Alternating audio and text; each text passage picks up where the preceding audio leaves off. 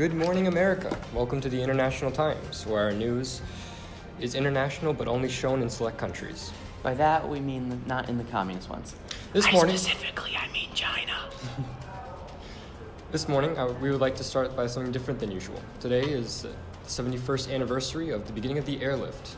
And to celebrate the event, we'll be covering the history of the airlift and showing some news from the past, giving a view of the airlift. To start, we'll show you a news report about the prelude to the lift.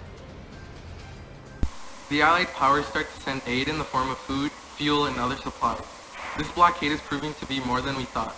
Ever since the USSR has split Berlin, the city has been in crisis. With me, I have a political correspondent giving us the political part of this event.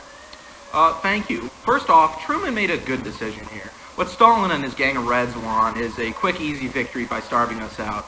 And the tactic Truman chose, which is, surviving, both kept us out of the war and kept the good people of Berlin safely in the hands of democracy. Thank you for that information, sir. Also here with me is our weatherman to give us the forecast in Berlin. Well, boys, we can see that the airlifts are bringing in a constant flow of food into Berlin, just as the weather is bringing us a constant flow of rain. We can see a bunch of C-47s in the sky this week, and, yeah.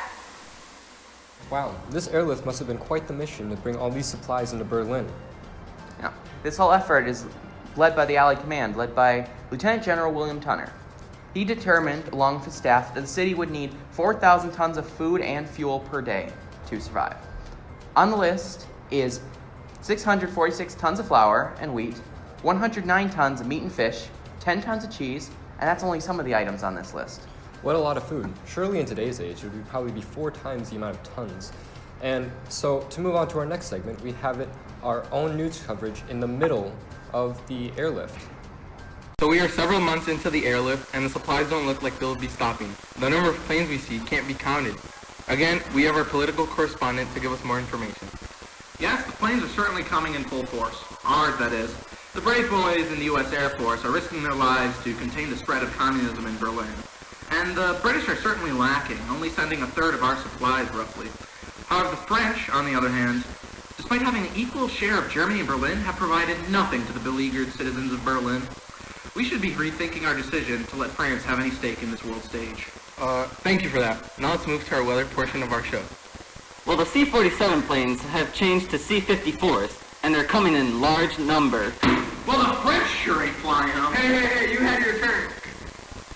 By the end of the airlift, the United States and the United Kingdom, in the 14 months of operating, delivered 2.4 million tons of fuel and food. Here's some footage from the end of the airlift.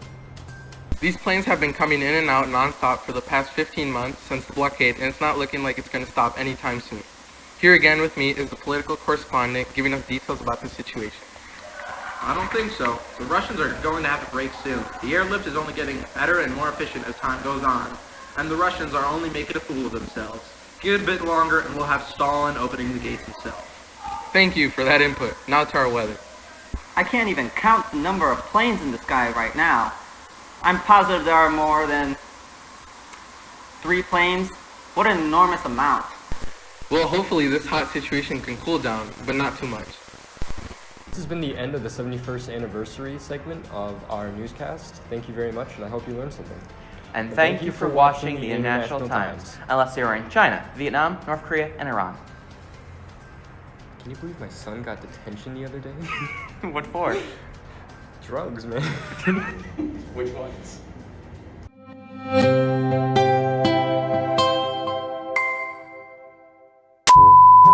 This blockade is proving to be more than we thought. Ever since the USSR has split Berlin, the city has been in crisis. With me, I have a political correspondent giving us the political part of this event. Well, thank you. And first off, Truman made a good decision here. God dang it. The British, well, they're lacking, however. But at least they're doing something. Compared to the French, which is, oh, Jesus Christ. Who can speak? Habla. I was gonna speak. You weren't. I was opening my mouth. These planes have been coming in and out non-stop for the past 15 months since the blockade, and it's not looking like stopping anytime soon. Excuse me, choke on that. I hope this has been interesting to you, and I hope you learned something. And thank you for watching the International Times. I thought you were gonna. Alright, again. Just.